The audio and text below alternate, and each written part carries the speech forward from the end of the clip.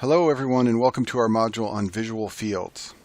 The visual fields of the left and right eye are divided into 4 quadrants for each eye, and on physical exam the quadrants are tested individually. The reason it's done this way is because, as we will see, there are neurological disorders that result in vision loss to one quadrant or 2 quadrants or even all 4 quadrants to one particular eye or the other. In order to understand visual fields and visual field defects, we have to first talk about the visual system that our brain uses in order to process visual information. So in order to understand this, I want you to imagine that you're looking out on the world with your eyes, and I want you to imagine that this is the right side of the world and this is the left side of the world. And imagine that everything on the right side of the world is in red and everything on the left side of the world is in blue. Well, each of your eyes, the left eye and the right eye, is going to interpret this information separately. So the left eye will visualize the blue information from the left side of the world and the red information from the right, and the same thing will happen in the right eye. But what you need to understand is what the retina does when it picks up visual information is it inverts it so that red images from the right side of the world will end up on the left side of the visual fields in the left eyeball, and the same thing will happen on the right eye. And then blue information from the left side of the world in reality will end up on the right side of the left eye and the right side of the right eye. Now I've cleared away my ink so I can show you that initially those red and blue images from the left eye, from the left retina, are transmitted together through the optic nerve, and the same thing happens over on the right side via the right optic nerve. But now the second very confusing thing about our visual system occurs, and that's what happens here at point 2, which is called the optic chiasm. At point 2, medial nerve fibers, which have blue information on the left eye and red information on the right eye, cross to the opposite side of the body. This means that we will eventually get nerve fibers running together in this area here, area 3, which is called the optic tract, which contain all the visual information from the left side of the eyes. So we've got red information from the left eye traveling over here and red information from the right eye traveling over here. The same thing happens on the right side of the body. We get all the blue information traveling over here on the right side. And that's because of this crossing of half the nerve fibers, which occurs at point 2, the optic chiasm. At this point, all the nerve fibers go to the lateral geniculate nucleus, which is part of the thalamus, and then there are 2 optic radiations which transmit that information to the posterior lobes of the brain, either the left or the right. So putting this all together, the left side of our visual fields, in other words, the left side of reality, which is blue, all ends up on the right side of the brain.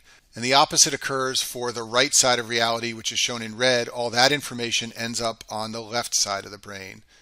And so make sure you understand this diagram. We'll talk later in this video about how lesions of these different elements of the visual system lead to different visual field defects. So that's a lot to remember, so let me highlight some key points about the visual system to keep in mind. The left side of the world is perceived by our right visual cortex and the right side of the world by our left cortex. The optic nerve, which is point 1 shown in this drawing here, carries signals from the left and right retina to the brain. The optic chiasm, which is point 2 in this drawing at the bottom of the screen, has fibers crossing from the middle of both retinas. However, those fibers on the middle portions of both retinas are perceiving the lateral world or the temporal portions of the world, and this will be important in a minute when we talk about bitemporal hemianopsia. The lateral geniculate nucleus, which is shown here in my drawing, is found in the thalamus, and this is the major termination site of retinal projections carrying visual information. From the thalamus, there are nerve projections that go from the lateral geniculate nucleus to the visual cortex, either the left or right posterior lobes of the brain.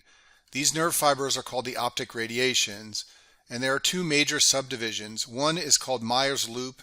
This courses through the temporal lobe, that's shown in point 5 here, and the other is a group of optic radiation fibers that course through the parietal lobe. Now what I'm going to do is go through lesions of the different portions of the visual system and talk about the visual field defects that they produce. The first visual field defect we'll discuss is anopia. This is the easiest visual field defect to understand. It results in complete vision loss in one eyeball. As I've shown on the right side of the screen here, one eyeball will be completely black, the other one will be completely normal. This occurs when there is a defect in area 1 shown on the screen. In other words, when there's either a defect with the retina picking up light signals or a defect of the optic nerve carrying those light signals away from one eyeball. So this can occur if there's optic nerve compression. It can also occur when there's a left retinal lesion. One disorder that can lead to anopia that you should know for step 1 of your boards is optic neuritis. This is an inflammatory demyelinating condition of the optic nerve. It leads to acute monocular vision loss. And you should know that optic neuritis is highly associated with multiple sclerosis. It is the presenting feature of multiple sclerosis in 15 to 20% of patients. And of patients who have MS, 50% of them will develop optic neuritis at some point during the course of their illness. Let's talk about amaurosis fugax. This is a form of anopia. Amaurosis fugax is a Greek word that means fleeting darkness. So amaurosis fugax in terms of medicine means painless transient vision loss in one eye. Classic description from a patient of amaurosis fugax is to say they felt like a curtain shade was pulled over their vision in one eye. This only involves a single eye, so therefore this occurs when there's damage to the optic nerve or retina of one single eye. And it's a classic symptom of a transient ischemic attack, often an embolism to the retinal artery. And commonly the source of the embolism is the carotid artery, so many patients who have carotid artery disease and develop a TIA will have amaurosis fugax as one of the symptoms of their TIA. Our next visual field defect is called bitemporal hemianopsia. This occurs when there's a lesion of the optic chiasm where fibers are crossing from the left and right eyes. It results in the visual field defect pattern I've shown on the right side of the screen here, where the temporal portions of both eyes have no vision. That's why it's called bitemporal hemianopsia.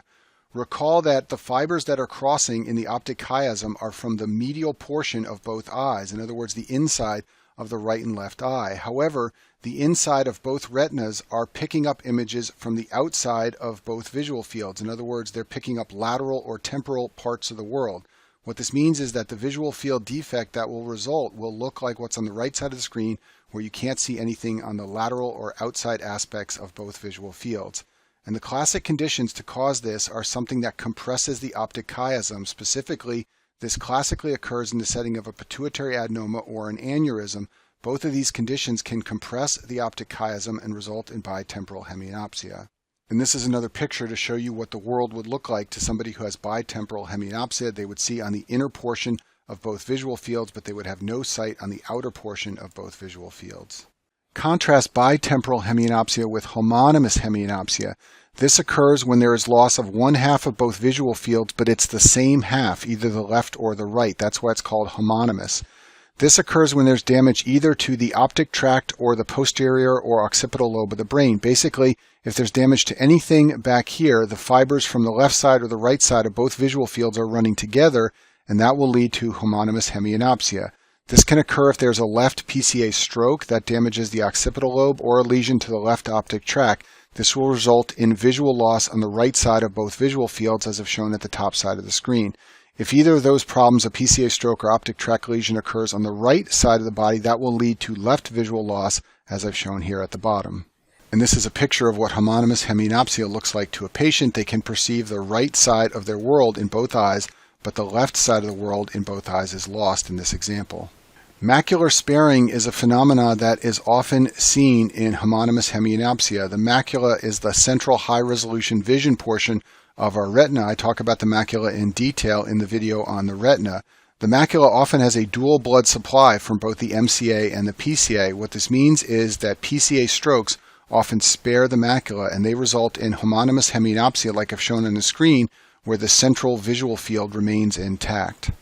Our last visual field defect that we'll talk about is called quadrantic anopia. This occurs when one quadrant of the visual fields is lost due to damage to nerve fibers. And this type of visual defect is associated with damage to the optic radiations from the lateral geniculate nucleus to the posterior lobes of the cerebral cortex. As I mentioned earlier, point 5 in my diagram here is called Meyer's loop. These are optic radiation fibers that travel from the thalamus to the posterior lobe via the temporal lobe. And so if you have damage to the temporal lobe, that can lead to loss of the upper outer quadrants of the visual fields. This is called the pie in the sky visual field defect. It's a form of quadrantic anopia. And the thing you always want to remember about the pie in the sky defect is that it's associated with temporal lobe damage. You can also have damage to these nerve fibers here, which are optic radiation fibers traveling from the thalamus to the posterior lobe, but these fibers run through the parietal lobe. And so when you have damage to the parietal lobe, that can lead to a form of quadrantic anopia called the pie in the floor lesion, where you lose the lower outer quadrant of both visual fields. And the key point here to always remember is that the pie in the floor is associated with parietal lobe damage, in contrast to the pie in the sky associated with temporal lobe damage. And that concludes our module on visual fields.